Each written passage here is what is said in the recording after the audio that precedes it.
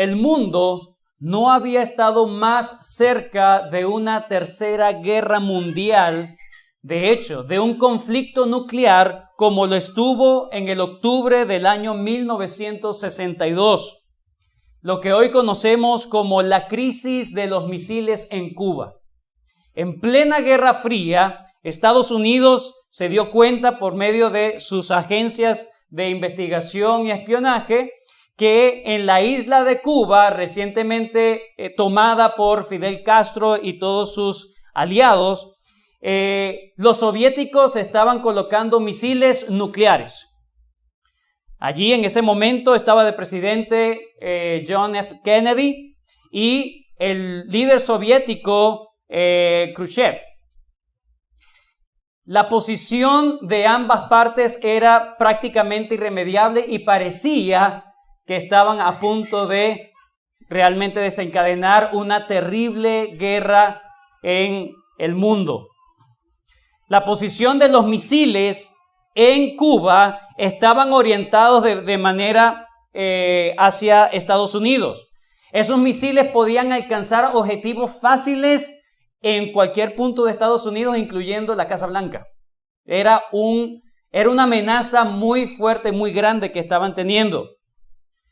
Alguien dijo una vez, era como poner la pistola en toda la frente de Estados Unidos. Era una amenaza. Esto, por supuesto, desencadenó un conflicto serio, llamadas por aquí, llamadas por allá, se conoce del teléfono rojo, una línea directa entre Washington y Moscú. Literalmente, hermanos, el destino de la humanidad. Imagínense una guerra nuclear, que los soviéticos hubiesen lanzado un misil nuclear y Estados Unidos también se lo manda a Rusia o allí en la base de operaciones en Cuba. Imagínense una guerra nuclear. El destino de la humanidad, hermanos, dependía de la decisión de estos dos dirigentes. Llamadas que finalmente lograron negociar, lograron un acuerdo entre las partes y se desactivó lo que pudo ser una catástrofe mundial. Lo que pasó en esa crisis de los misiles en Cuba en 1962, hermanos, no solamente dependía de estos dos dirigentes, sino que las trascendencias y las consecuencias las íbamos a tener si es que íbamos a sobrevivir. Debemos a tener hasta este día. Por la gracia de Dios, estamos vivos. Por la gracia de Dios, la decisión final lo podemos disfrutar hoy en día. Lo que pasó allá en la crisis de los misiles, que tuvo importancia y repercusión hasta hoy en día, salvando las diferencias, también ocurrió en Hechos capítulo 15. Hechos capítulo 15. Hechos capítulo 15, hermanos, es un conflicto que se genera en el seno de la iglesia cristiana que estaba amenazando por la división de los cristianos entre judíos y gentiles.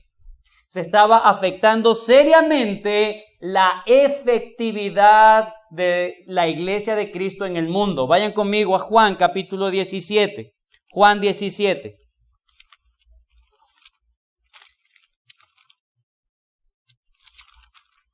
Juan 17 es la última oración que hace el Señor Jesucristo antes de ser arrestado, antes de ser entregado por Judas, ser preso, castigado injustamente y finalmente llevado a la cruz. Luego que ellos cenan en la Pascua, el Señor Jesucristo con sus discípulos va hasta el huerto de Getsemaní y allí hace una oración. Juan 17 es la oración que hoy se conoce como la oración sacerdotal, por su alto contenido de intervención, es decir, la palabra es mediación, ¿sí? Intercesión, ¿sí? Alto contenido de intercesión. Cristo no estaba orando solamente por él, sino por otros. Vayan conmigo a Juan 17, 17. Santifícalos, esta es la palabra del Señor Jesús esa noche, ante su Padre. Santifícalos, hablando de sus discípulos. Santifícalos en tu verdad, tu palabra es verdad. Como tú me enviaste al mundo, así como yo los envío al mundo, y por ellos yo me santifico a mí mismo, para que también ellos sean santificados en la verdad. Mas no ruego solamente por estos, los discípulos, no ruego solamente por estos, sino también por los que han de creer en mí por la palabra de ellos, para que todos sean uno, como tú, oh Padre, en mí y yo en ti, que también ellos sean uno en nosotros, versículo 21, última parte, para que el mundo crea que tú me enviaste. La división de la iglesia hace inefectiva el propósito de la iglesia en la tierra, hermanos. El diablo sabe esa verdad.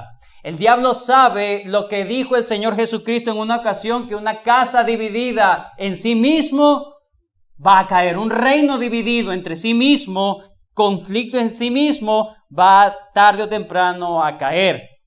Imagínese a los cristianos en el primer siglo hablando de usted puede reconciliarse con Dios, tener una armonía con Dios cuando hay pleitos y contienda entre ellos mismos.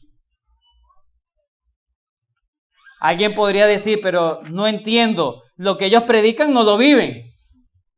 Seguramente.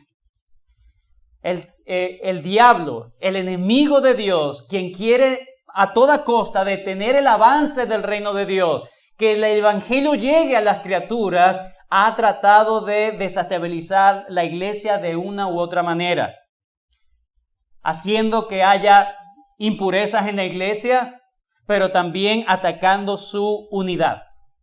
La primera vez que ataca el diablo de manera frontal la unidad de la iglesia lo vimos en Hechos capítulo 6. En Hechos 6, un grupo de la iglesia de Jerusalén se molestó con otro grupo porque las viudas de ellos estaban siendo desatendidos. Surge esto, un enojo, una murmuración, y produjo en la iglesia de Jerusalén un clima tenso en esa iglesia local. Por la gracia de Dios fue corregido por los dirigentes, instalando a los primeros diáconos de la iglesia de Cristo.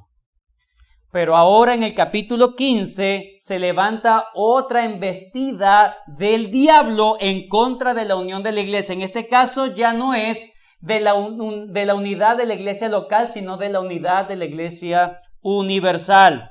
El aspecto universal es atacado o es amenazado ampliamente.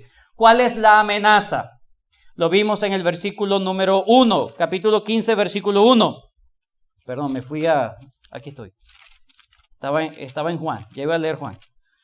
Hechos 15, 1. Entonces, algunos que venían de Judea enseñaban a los hermanos: si no os circuncidáis conforme al rito de Moisés, no podéis ser salvos. El tema en discusión: ¿cómo pueden los hombres ser salvos? ¿Solamente creyendo en Jesús y nada más? ¿O aparte de creer en Jesús necesitan circuncidarse y guardar los ritos de Moisés, de la ley mosaica? Ese tema generó una conmoción, no solamente que afectó a la iglesia de Antioquía, sino que repercutió en otras iglesias. Quería entonces el diablo, por medio de esa situación, fragmentar el cuerpo de Cristo. El tema entonces, ¿cómo se salva la persona? ¿Cómo se salvan las personas? Vimos que entonces, capítulo 15 es el primer concilio. Concilio, una reunión para tratar de este tema. Lo vamos a ver al final cómo se llegó a tratar, pero que realmente, gracias al Señor, no pasó lo que pudo haber pasado, por la gracia de Dios. El bosquejo que hemos planteado para ver el capítulo 15, que lo comenzamos a ver la semana pasada, fue lo siguiente. En primer lugar, los primeros 5 versículos nos hablan del origen, el origen del tema en discusión. El origen del tema en discusión. Unas personas que nadie los mandó, versículo 24. Por cuanto hemos oído que algunos que han salido de nosotros, los cuales no dimos orden, os han inquietado con palabras, perturbando vuestras almas y mandando a circuncidaros y guardar la ley. Entonces, personas que bien intencionadas o no, estaban causando un alboroto, estaban estorbando la paz de la iglesia de Cristo. Versículos 1 aquí al 5, entonces, el origen del tema. En segundo lugar, vimos la discusión del tema. Eso está desde el versículo 6 hasta el versículo 21, la discusión del tema. Luego de mucha palabra, versículo 6, de mucho tiempo de reunión, versículos 6 y 7. Se reunieron los apóstoles y los ancianos para conocer este asunto y después de mucha discusión, es decir, tuvieron que sentarse a discutir, a saber todos estos asuntos. Se levanta en primer lugar Pedro. Estaba allí Pedro y él tenía que levantarse y hablar. Pedro se levanta y habla acerca de los planes de Dios, cómo Dios había tratado a los gentiles hace un tiempo atrás con el caso de Cornelio. Es la referencia que hace Pedro. En segundo lugar, se levanta Pablo y Bernabé para hablar de cómo Dios estaba respaldando el accionar, la predicación del evangelio a los gentiles sin necesidad de que se circuncidasen, cómo Dios estaba respaldando eso por milagros. Y en tercer lugar, vimos la tercera intervención para finalizar, en este caso fue de Jacobo, versículo 13. Y cuando ellos callaron, Jacobo respondió diciendo, este Jacobo es el medio hermano de Jesús, ¿sí? El medio hermano de Jesús, también se le conoce como Santiago, quien escribe también la epístola que nosotros tenemos, la epístola de Santiago. Bien, hasta ahí lo vimos, aunque vimos un poquito de la conclusión. En esta mañana vamos a enfocarnos en el punto número 3 y punto número 4. Número 1 era el origen del tema en discusión. Número 2, la discusión del tema, era hasta el versículo 21. En tercer lugar, hoy vamos a ver versículos del 22 al 29, la conclusión del tema, la conclusión, en qué llegaron, cuál fue el acuerdo. Y en cuarto lugar, la confirmación del tema en discusión. Esos son los versículos 30 al 35. El Señor nos ayude entonces a ver estos dos últimos puntos de este bosquejo. Y con esto, hermanos, vamos a finalizar en el día de hoy o a dar por concluido el tema del primer viaje misionero de Pablo. Versículo 22 en adelante. Entonces pareció bien a los apóstoles y a los ancianos con toda la iglesia elegir de entre ellos varones y enviarlos a Antioquía con Pablo y Bernabé, a Judas, que tenía por sobrenombre Barsabás, y a Silas, varones principales entre los hermanos, y escribir por conducto de ellos, los apóstoles y los ancianos y los hermanos, a los hermanos de entre los gentiles que están en Antioquía, en Siria y en Cilicia. Fíjense que eso trascendió, tenían que mandarle esa carta, salud. Por cuanto hemos oído que algunos, este es el tema de la carta, por cuanto hemos oído que algunos que han salido de nosotros, a los cuales no dimos orden, os han inquietado con palabras perturbando vuestras almas, mandando circuncidaros y guardar la ley, nos ha parecido bien, habiendo llegado a un acuerdo, elegir varones y enviarlos a vosotros con nuestros amados Bernabé y Pablo, hombres que han expuesto su vida por el nombre del Señor Jesucristo. Así que enviamos a Judas y a Silas, los cuales también de palabra os harán saber lo mismo, porque ha parecido bien al Espíritu Santo y a nosotros no imponeros ninguna carga más que estas cosas necesarias, que os abstengáis de lo sacrificado a los ídolos, de sangre, de ahogado y de fornicación, de las cuales cosas si os guardareis, bien haréis, pasadlo bien. Ellos llegan a un acuerdo. ¿A un acuerdo en base a qué? Es la pregunta. ¿Un acuerdo en base a qué? Bueno, lo primero que nosotros vimos es que en la intervención de Jacobo, que va desde el versículo 13 hasta el versículo 22, hasta el versículo 21, nos dimos cuenta que Santiago hace dos cosas. En esa intervención, Santiago hace dos cosas. Y en base a esas dos cosas que hace Santiago, entonces todos están satisfechos. Y por eso pueden llegar a un acuerdo. ¿Cuáles son esas dos cosas? En primer lugar, Santiago establece la doctrina correcta. Santiago o Jacobo establece la doctrina correcta. Esta intervención de Jacobo, hermanos, no fue solamente para dar apoyo moral a Pedro y a Bernabé y Saulo. Fíjense, versículo 14. Versículo 13. Y cuando ellos callaron, Jacobo respondió diciendo: varones hermanos, oídme. Simón ha contado cómo Dios visitó por primera vez a los gentiles para tomar de ellos pueblo para su nombre. Sí, comienza dando una aceptación del testimonio de Pedro y por ende, de manera indirecta, el testimonio que había dado anteriormente Pablo y Bernabé. Pero el punto que hace Jacobo es esto, versículo 15, y con esto concuerdan las palabras de los profetas. Esta frase o este versículo, Santiago está diciendo, esto es lo que dice Dios. Esto concuerda, todo lo que está diciendo Simón Pedro, lo que está diciendo Bernabé y Pablo, concuerdan con lo que Dios dice en los profetas. Él cita Amós capítulo, no lo anoté, pero él expone Amós 9. Amós 9. Ciertamente, la interpretación que él da, él está diciendo lo que se está discutiendo acá concuerda con lo que dice la palabra de Dios. Por lo tanto, ellos tienen razón. Él establece la doctrina. ¿Cuál es la doctrina que ellos estaban peleando? Justificación solamente por la fe. Justificación delante de Dios solamente por la fe en Jesucristo, sin ninguna otra obra, sin ninguna otra cosa. Es suficiente la sangre de Cristo para justificar al pecador.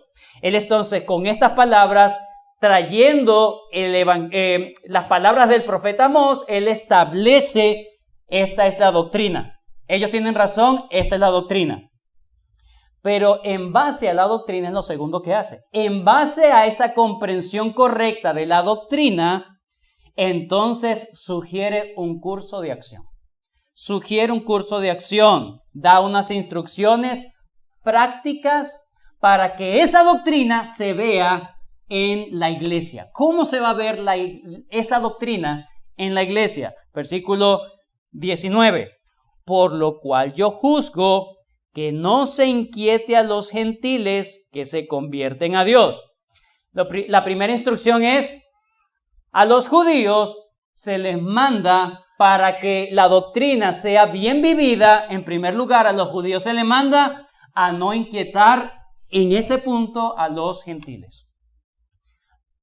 Como judíos, ellos no deberían estar inquietando. La palabra también se puede traducir como agobiando. ¿A usted alguna vez lo han agobiado? Yo tengo 2 hijos. Yo sé lo que es agobiar. Que te insistan, es así, quiero esto, quiero aquello. No agobien con sus preferencias, porque eso no está de acuerdo a la doctrina. Con sus preferencias, no agobien a aquellos que Dios no les ha impuesto. No se los ha impuesto. Es decir, no sean legalistas. No impongan sus preferencias personales cuando Dios no se los ha impuesto a los demás. El dueño de la conciencia es Dios y no los hombres. Ese es un lado. Pero por otro lado, la directriz para que las cosas puedan funcionar bien y ellos vivan esa doctrina de manera plena está en el versículo 20. Sino que se les escriba, ¿a quiénes? A los gentiles, que se aparten de las contaminaciones de los ídolos, de fornicación, de ahogado y de sangre. Aunque ya yo lo dije la semana pasada, cada una de estas prácticas son prácticas relacionadas al paganismo. Prácticas relacionadas al paganismo. Los ídolos, por supuesto, la adoración a otro que no sea Dios. Cuando habla de fornicación, no está en el contexto, en este momento no está en el contexto de simplemente ir adulterar o tener relaciones sexuales fuera del matrimonio. Tiene que ver con la adoración por medio de actos sexuales en los templos. Eso es lo que se veía en esa parte. Cuando habla de ahogado, está hablando de la forma en cómo comían a las carnes, ¿sí? Que no, los judíos entendían por la escritura que la vida del animal está en la sangre. Por eso es que la comida kosher, la comida judía, ellos desangran completamente al animal para luego consumirlo. Es decir, comida donde no haya sangre. Y por otro lado, la sangre como tal.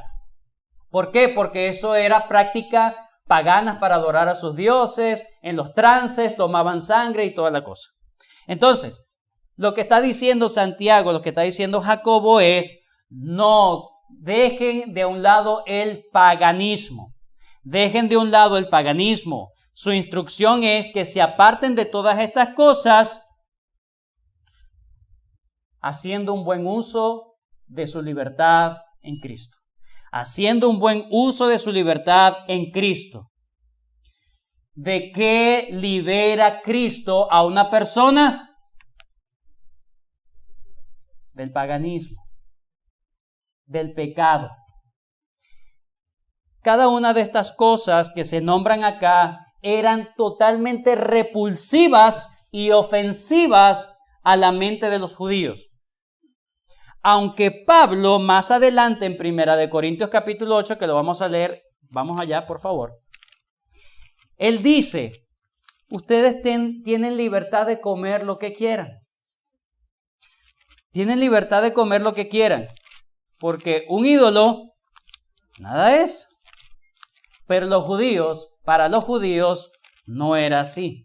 Entonces ellos tenían que conducirse en amor cristiano. En amor cristiano. 1 Corintios capítulo 8, vayan conmigo, vamos a leerlo. En cuanto a lo sacrificado a los ídolos, sabemos que todos tenemos conocimiento. El conocimiento envanece, pero el amor edifica. Yo sé que comer carne, ¿verdad? Un churrasco, ¿verdad? Bien jugosito. Eso yo sé que es muy sabroso. Y que no pasa nada. Bueno, no pasa nada si los comes, ¿verdad?, de una vez al año. Pero aquí dice, tú sabes que eso, bueno, pero un ídolo nada es, eso no tiene nada de mal. Tú lo puedes disfrutar. Pero tú debes conducirte no por tu conocimiento, sino por tu amor al hermano. Por tu amor al hermano. El conocimiento envanece, pero el amor edifica. Ese es el contexto de esta frase. No es para no estudiar en un seminario y no leer la Biblia. ¿Ok? Versículo 2. Y si alguno se imagina que sabe algo, el filósofo, ¿no? Aún no sabe nada como debe saberlo. Si no se conduce en amor cristiano, entonces ese conocimiento no vale de nada. Versículo 3. Pero si alguno ama a Dios, es conocido por él. Acerca pues de las viandas que se sacrifican a los ídolos, sabemos que un ídolo nada es en el mundo y que no hay más que un Dios. Pues aunque haya algunos que se llamen dioses, sea en el cielo o en la tierra, como hay muchos dioses y muchos señores, ¿verdad?, según ellos, para nosotros, sin embargo, solo hay un Dios Padre del cual proceden todas las cosas y nosotros somos para Él, y un Señor Jesucristo por medio del cual son todas las cosas y nosotros por medio de Él. Pero no en todos hay este conocimiento, porque algunos, habituados hasta aquí a los ídolos, cuando habla habituado significa que lo relaciona, esta carne está sacrificada a los ídolos, es idolatría. Cuando hacen esa relación, dicen: habituados hasta aquí a los ídolos, comen como sacrificado a los ídolos en esa intención, y su conciencia, siendo débil, es contaminada. Versículo 8. Si bien la vianda y la comida no nos hace más aceptos ante Dios, ni porque comamos seremos más, ni porque no comamos seremos menos. Pero mirad que esta libertad que esta libertad vuestra no venga a ser tropezadero para los débiles. ¿Cuáles son los débiles? Los débiles, hermanos, no son los que caen en pecados. Fue una debilidad. Yo soy un cristiano débil. No, el débil es el que le falta más conocimiento, madurez en comprensión de lo que dice la palabra de Dios. Ese es el débil. ¿Sí? El otro es un inicuo, es un perverso que quiere justificar sus pecados. Seguimos. Porque si alguno te ve a ti, versículo 10, que tienes conocimiento, sentado a la mesa en un lugar de ídolos, la conciencia, no la tuya, la conciencia de aquel que es débil, ¿no será estimulada a comer de lo sacrificado a los ídolos? Es decir, pero para mí eso es pecado, pero como tú lo haces, bueno, para estar bien contigo lo hago, pero en mi conciencia siento que estoy pecando delante de Dios. Versículo 11. Y por el conocimiento tuyo. Tú te la sabes toda. Excelente. Pero ¿sabes qué? Estás haciendo tropezar. Se perderá el hermano débil por quien Cristo murió. Versículo 12. De esta manera, pues, pecando contra los hermanos, pecando e hiriendo su débil conciencia contra Cristo pecáis. Por lo cual, si la comida le es a mi hermano ocasión de caer, no comeré carne jamás. Eso es libertad, hermanos. Libertad no es hacer todo lo que yo quiero. Libertad también es abstenerme, aunque yo quiera algo, me abstengo por amor a otro. Eso es libertad. Eso no me está esclavizando. Es que yo puedo hacerlo. Es que yo puedo tomar. Es que yo puedo comer. No me importa lo que diga el otro. No me importa lo que diga la otra. ¿Dónde está el amor cristiano? Esa actitud orgullosa está fragmentando el cuerpo de Cristo. Está siendo un gran utensilio, instrumento del diablo. Por lo cual, si la comida le es a mi hermano ocasión de caer, aquí no dice que el hermano le diga y que no, voluntariamente. No comeré carne jamás para no poner tropiezo a mi hermano. Robert Simmons dice, las 4 cosas que los creyentes gentiles debían evitar ayudaba a que los judíos que vivían entre ellos y hasta que compartían su fe cristiana no fueran ofendidos innecesariamente. Yo puedo hablar a una persona de Cristo y se puede ofender, pero no tengo la libertad de caer mal, ¿verdad? No, se ofendió. ¿Por qué se ofendió? No, porque quise hacer y no me importó lo que él pensaba. No, así no debe ser. El punto, hermanos, no eran las restricciones en sí, ¿verdad? Como la meta. Ellos eran simplemente un medio para fortalecer la unidad de la iglesia. Eran simplemente un medio y como un medio eran cosas necesarias para el momento. Cuando no era necesario, no había problema. Eso a excepción de la fornicación. Porque en las otras cartas de Pablo dice que la fornicación es, mire, eso es pecado en cualquier lado. En cualquier lado, en cualquier cultura. ¿Sí? Está en los 10 mandamientos. Pero lo demás, no. Entonces, hermanos, para conservar la armonía, la aceptación entre los judíos y gentiles en el primer siglo, que era el tema, entonces ellos debían abstenerse de esas cosas mínimas para que los judíos pudiesen estar en un sitio que no les causara repulsión, que no les causara indignación. No solamente eso, hermanos, no era solamente para conservar la unidad de la iglesia, la armonía y la fraternidad, sino que también ayudaba a la evangelización. Evangelización de otros gentiles, por ejemplo, que yo le diga, mira, tienes que creer en Cristo, pero también tienes que circuncidarte. No, gracias, diría un gentil. Entonces, el judío debía entender que eso no era necesario para la salvación y no debía imponerlo para que el evangelio también pudiese llegar a los gentiles. Y por otro lado, para los gentiles, ¿verdad? Para los judíos, para que los gentiles, el evangelio pudiese llegar a los judíos no creyentes, tampoco debían ofenderles, para que pudiesen escuchar el evangelio. Entonces, vemos el liderazgo de Jacobo. Jacobo se levanta, habla y todo el mundo dice, eso es. Eso es indiscutible el liderazgo que tiene Jacobo, es indiscutible. Toda la asamblea se puso en marcha. Versículo 22. Entonces pareció bien a los apóstoles, a los ancianos, con toda la iglesia, les pareció bien elegir varones, ¿verdad? Y mandar carta para que se hiciera tal como Jacobo no había ordenado como tal, sino que como Jacobo había aconsejado. El punto, hermanos, no es que ellos son siervos de Jacobo. El punto es que ellos entendieron que era de parte de Dios. Versículo 28. Versículo 28. Porque ha parecido bien al Espíritu Santo y a nosotros. Ellos entendieron que era de parte de Dios. ¿Cómo lo entendieron? Jacobo apeló a las Escrituras. El Espíritu Santo estaba hablando a la iglesia. Entonces, ellos entendieron, la Biblia dice, las Escrituras dicen. No, si eso es así, Dios está hablando. Entonces, si Dios lo hace, ¿cómo no lo vamos a hacer nosotros? Ellos entonces se ponían de acuerdo, no por la persona, que también es importante. Jacobo era el líder principal de la iglesia de Jerusalén. Pero es más allá de seguirlo a ciegas, el punto es que él había colocado la palabra de Dios y todos estaban en acuerdo. Ese es el objetivo.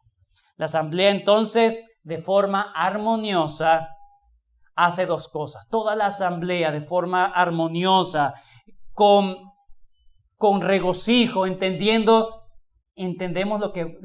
cuál es la solución a este problema. Ellos crean un mecanismo sumamente efectivo. ¿Cuál es el mecanismo que idea toda la congregación o toda la iglesia, todas las personas? En primer lugar, ellos se concentran en no solamente hacer una carta, sino en enviarla por medio de otros hombres de la iglesia de Jerusalén. ¿Por qué? Porque ellos quieren que esa decisión fuese corroborada por medio de una carta y por medio de los hombres que eran parte de la iglesia en Jerusalén. De manera que los judíos tuviesen tranquilidad que, ¿por qué tú estás diciendo esto, Pablo? ¿Por qué tú estás diciendo esto, Bernabé? Porque no solamente lo dice la carta, aquí hay testigos de esa iglesia. Además que los testigos de esa iglesia sí son mandados por la iglesia. Sí son mandados. Era para confirmar toda palabra, que los judíos entendieran que no era un invento de Bernabé y Pablo, sino que había otros que estaban confirmando, que eran judíos, que estaban confirmando el hecho. Pero mucho más allá de simplemente corroborar, ¿verdad? Como dice, el papel lo aguanta todo. Mucho más de corroborar en la situación era para que fuera mucho más allá de una fría carta. Versículo 30. Así pues, los que fueron enviados descendieron a Antioquía y reunieron a la congregación y entregaron la carta. ¿Y se fueron? No. Ellos tenían una misión. No solamente ir a entregar la carta y se acabó. No. Habiendo leído la cual se regocijaron por la consolación, y Judas y Silas, los que habían acompañado a Pablo y Bernabé, como ellos también eran profetas, ¿qué hicieron? Consolaron y confirmaron a los hermanos con abundancia de palabra. Esta carta dice lo que ustedes deben hacer, pero no simplemente dice, sino que nosotros vamos a modelar cómo es. Había una interacción, había un amor verdadero, fraterno, de parte de la iglesia de Jerusalén por medio de estas dos personas. agarraron a los dos mejores hombres, de los dos mejores hombres, y lo enviaron para confirmar con su carácter, con su afabilidad ante los hermanos, la carta. El segundo mecanismo, ya dije, el primer mecanismo es enviar la carta con hombres para confirmarlo, para que ellos puedan ir más allá de una carta fría. Pero en segundo lugar, el segundo estrategia es el contenido de la carta. El contenido de la carta. ¿Cuál era la intención del contenido de la carta? No solamente afirmar la doctrina verdadera, sino que la carta vemos cómo ellos confirman a los mensajeros. Confirman a los mensajeros. Versículo 23. Y escribir por conducto de ellos, los apóstoles y los ancianos, los hermanos, a los hermanos de entre los gentiles que están en Antioquía, en Siria, en Cilicia, salud. Por cuanto hemos oído que algunos que han salido de nosotros, a los cuales no dimos orden, os han inquietado con palabras, perturbando vuestras almas, mandando circuncidaros y guardar la ley, nos ha parecido bien, habiendo llegado a un acuerdo, elegir varones y enviarlos a vosotros con nuestros amados. Este es un espaldarazo para la misión de Bernabé y Pablo ante los gentiles. Nuestros amados Bernabé y Pablo. Versículo 26. ¿Será que Pablo le pagó? Digan eso. No. Hombres que han expuesto su vida por el nombre de nuestro Señor Jesucristo. La estrategia de la carta es también para darle confianza a los lectores de que los enviados por la iglesia eran hombres dignos de su confianza. Ellos se han dado por ustedes. Ellos se han dado por ustedes. La carta entonces, hermanos, ratifica todo el consejo de Jacobo, la petición de abstinencia por parte de los gentiles y la petición a los judíos de no agobiar a los gentiles. Simon Kistemaker dice, la recomendación de Jacobo entonces constituye un ruego tanto a los creyentes judíos como a los gentiles de aceptarse unos a otros y promover la unidad de la iglesia de Cristo. Jacobo intenta poner un puente de paz entre ambos sectores. De otra manera, la iglesia no podía avanzar, hermanos.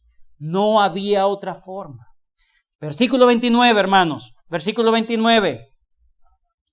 Esto es la carta. Que os abstengáis de lo sacrificado a ídolos, de sangre, de ahogado y de fornicación, de las cuales cosas, si os guardareis, haréis bien. Haréis bien. Tendrán buena salud. Sus niveles de triglicéridos bajarán. Su glucosa estará... No era un asunto de salud. La salud no era la primordial, era la salud de la iglesia. La armonía de los hermanos, para que conozcan que tú me has enviado. Que sean uno para que conozcan que allí hay amor verdadero. 1 Corintios 13. El amor todo lo sufre, todo lo puede, todo lo soporta, todo lo espera, todo lo cree.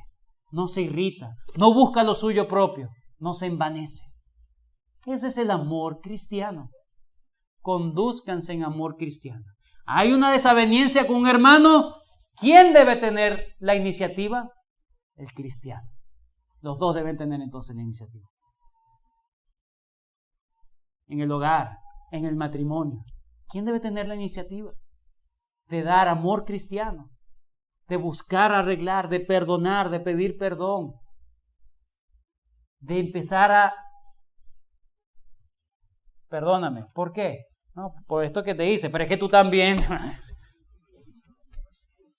estás pidiendo perdón con reclamo de una vez, incluido. No. Humildad, vestidos de humildad, hermanos. Si no hay humildad, no hay unión. Terminamos viendo los versículos 30 al 35. Llamadas por aquí, llamadas por allá. Y no pasó la Tercera Guerra Mundial en la iglesia de Jerusalén. No pasó lo que se temía. Gloria al Señor. Versículo 30 al 35. Así pues, los que fueron enviados descendieron a Antioquía, reunieron a la congregación, entregaron la carta, y habiendo leído la cual se regocijaron por la consolación. Lucas en estos versículos, hermanos, nos habla un comentario final de todos los efectos que produjo la carta. Una confirmación de que estaban actuando según la mente de Cristo. Porque donde hay tribulación, angustia, desesperanza, ahí no está la obra de Dios. Pero hay paz, hay regocijo, sosiego y hay armonía. Dos palabras, hermanos, dos palabras que en síntesis dicen todo lo que pasó. Número uno, hay regocijo. ¿Regocijo por qué? Porque no me voy a circuncidar. ¿Sabes la carga que hay en eso? ¿Ah? Gracias a Dios no tengo esa, ¿verdad? Pero es interesante, consolación. ¿Por qué regocijo y consolación? Regocijo es la celebración. Celebración de que no hay una carga impuesta que no es ya necesaria. Ya no está esa carga, estoy libre, me siento libre. Pero en segundo lugar, consolación. ¿Por qué consolación, hermano? ¿Entiendes tú el origen del tema que se discutió? El tema, hermanos, era ¿cómo se pueden salvar los hombres? Qué consolación cuando le dicen a los gentiles, tu salvación por creer en Jesús es legítima, es segura. Te estamos confirmando, te estamos consolando de que lo que te habíamos enseñado al principio sigue siendo verdad. Eso no ha cambiado. Está libre porque tu salvación del principio es verdadera, es legítima. Hay seguridad, hay descanso. Imagínense la zozobra que hay. ¿Será que yo creí? No me circuncidé, pero ¿será que soy salvo o no soy salvo por fin? Qué angustia, qué nervios, qué desesperación. Note entonces también, hermanos, el trabajo que hacen los mensajeros, Silas y Judas. Este es otro Judas, este es el bueno. Judas. Estos hombres enviados por la iglesia de Jerusalén, versículo 32, Judas y Silas, como ellos también eran profetas, consolaron y confirmaron a los hermanos con abundancia de palabras. Sí, quédate tranquilo, tu salvación es legítima, no hagas nada. No, había afabilidad, había amor, había empatía.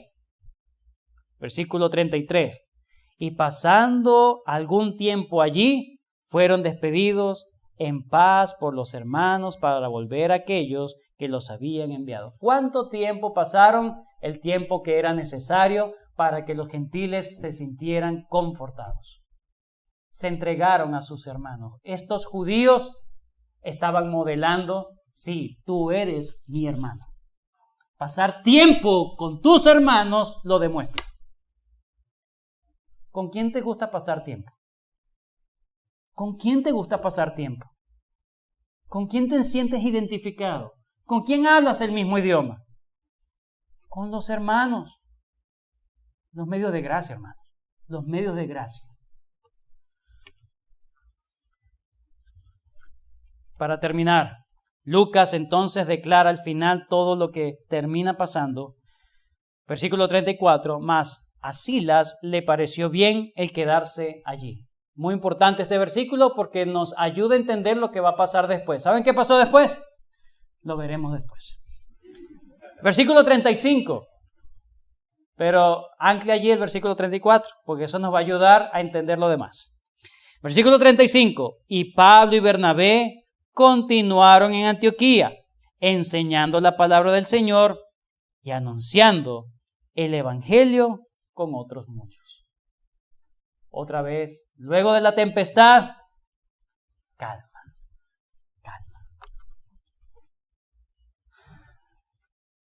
Así finaliza entonces Lucas cómo comenzó el primer viaje misionero y cómo terminó. Comienza con un llamado del Espíritu Santo y termina con una confirmación de paz por parte del Espíritu Santo. Nos ha parecido bien al Espíritu Santo, Él ha hablado.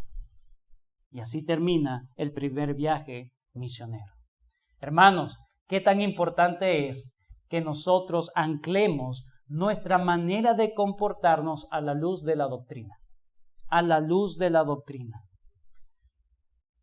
Yo quiero que la iglesia esté unida. Eso se hace solamente cuando Dios es glorificado en la iglesia.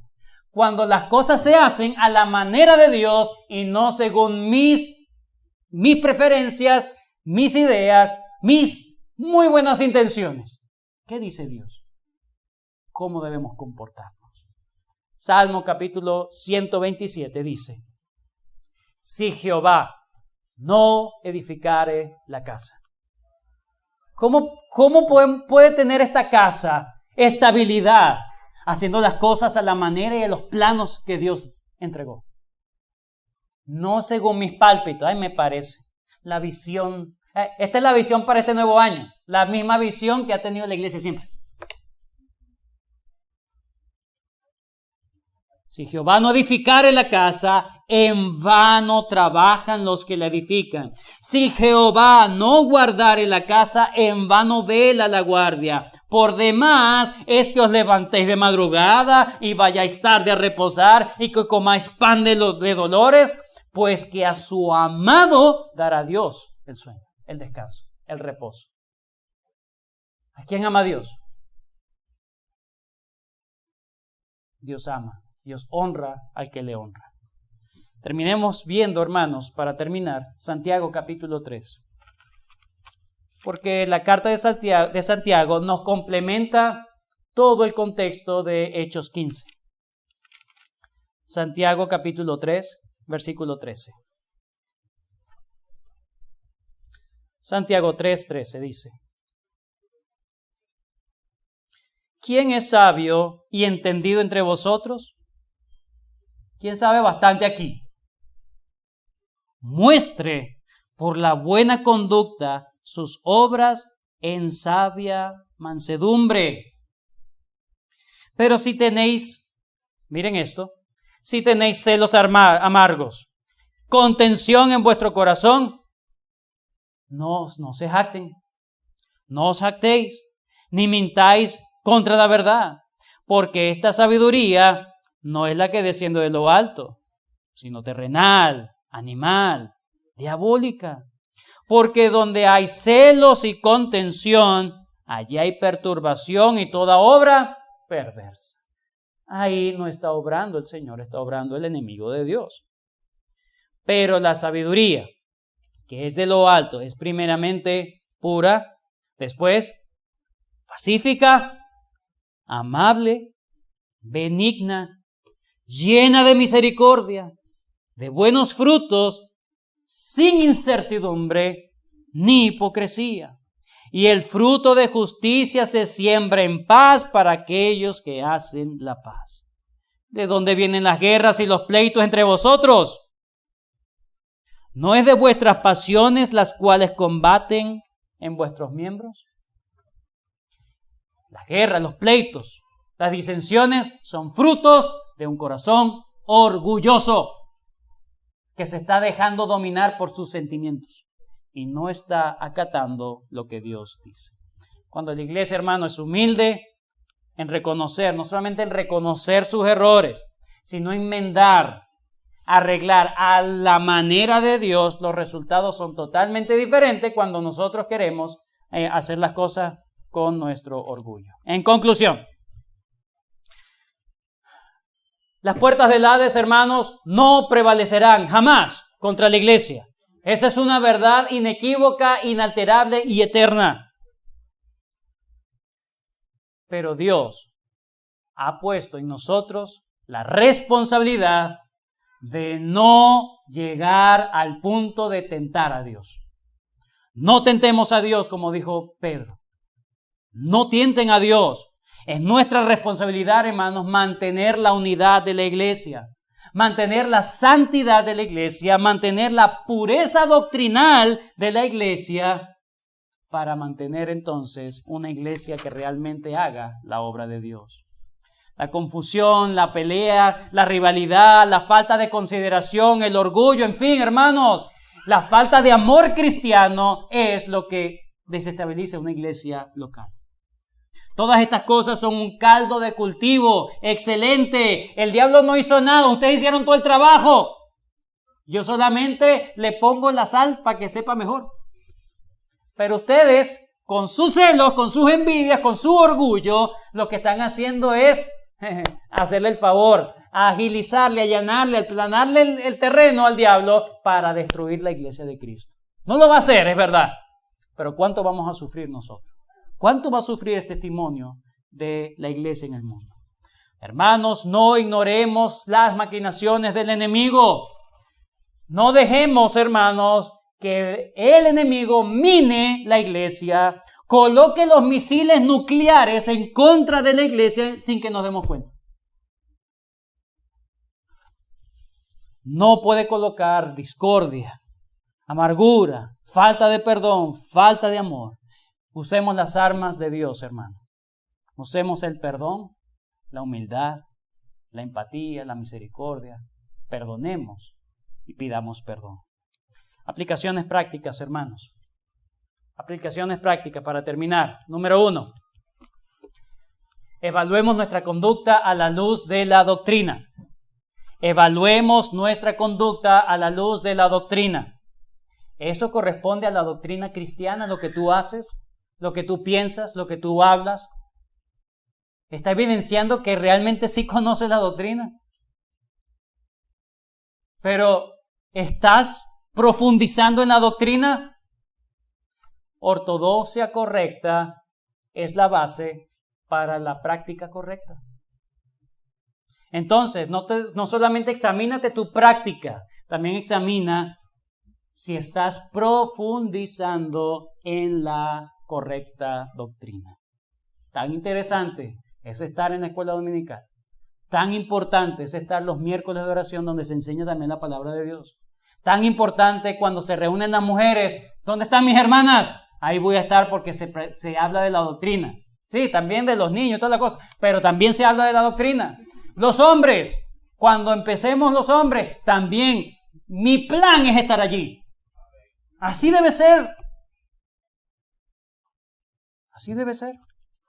En segundo lugar, no lo dije antes, pero lo voy a decir ahora. Veamos cómo se condujo Santiago. Jacobo. ¿Quién era él? Era un judío. Pero él no pensó en su facción. Él no pensó en sí mismo, en sus preferencias. Él entendió. Él a lo mejor seguía en su judaísmo, sin ofender al otro. Pero entendió que no iba a imponer sus cosas. Teniendo todo el liderazgo, siendo escuchado, no iba a imponer algo que Dios no iba a imponer. Qué humildad la de Jacobo. Qué humildad. Reconoció y entendió tan importante a sus hermanos gentiles. Y en tercer lugar, el evangelio de la salvación es fácil, sencillo. Cree en Cristo y serás salvo. Arrepiéntete de tus pecados. Busca a Cristo. No necesitas nada más. Cristo no te pone el asta tan grande. El asta más grande lo tienes tú mismo, con tu orgullo, cuando no quieres rendirte a tener a Cristo como el Señor de tu vida. Sé tú mi dirección, sé tú mi Rey, sé tú mi Señor. ¿Qué quieres, oh Dios, que yo haga? Que la iglesia, hermano, pueda en su conducta ser efectiva en el mensaje del Evangelio a otros. Oremos.